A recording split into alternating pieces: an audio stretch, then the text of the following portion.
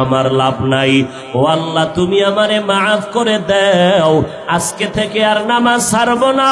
ও নারায়ণগঞ্জের মুসলমান, আমরা নবীর তরিকা যারা কম বেশি মানার চেষ্টা করি, দাড়ি রাখলাম, টুপি পরি, নামাজ পড়ি, ওই আজকে তোমরা যারা নবীর তরিকা মতো চলো না রে যুবক ভাইরা, আজকে তোমরা যে আমাদের থেকে ভালো অবস্থানে আছো তাও তো না, বরং আলহামদুলিল্লাহ নবীর তরিকা মানার কারণে সম্মান কমে নাই, শান্তি থেকে আমরা বঞ্চিত হই নাই, বরং আমাদেরকে বাদ দিয়েও বলবো তোমার মতো যুবক স্কুলে পড়ে, কলেজে পড়ে, চাকরি করে, ব্যবসা করে, রাস্তায় গাড়ি চালায়, দাড়িওয়ালা নামাজির অভাব নাই।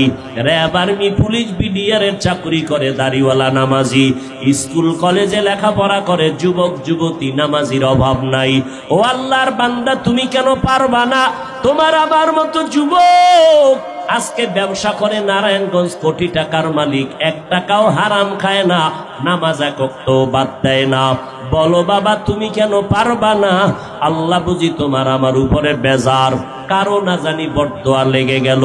আহলে সুন্নাত ওয়াল জামাতের এই প্যান্ডেল থেকে তুমি ওয়াদা করে যাও, তওবা করো, আল্লাহকে মনে মনে বলো, ও দয়ার মালিক, আজ আমি বক্তা হইয়া চেয়ারে বয়ান করতেছি, কিন্তু এই এলাকার মানুষ জানে না আমি হাতের দ্বারা কত অন্যায় করেছি, আমার এই গুনার খবর এলাকার কেউ জানে না, আমার চোখের দ্বারা কত গুনাহ করেছি, আমার জবান দ্বারা কত গুনাহ করেছি, আমার অন্তরের পরিকল্পনার মাধ্যমে কত গুনাহ করেছি।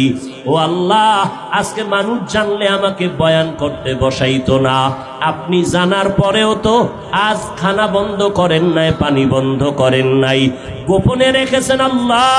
আজ আমরা গোপনেই তওবা করে নিলাম, যতদিন বেঁচে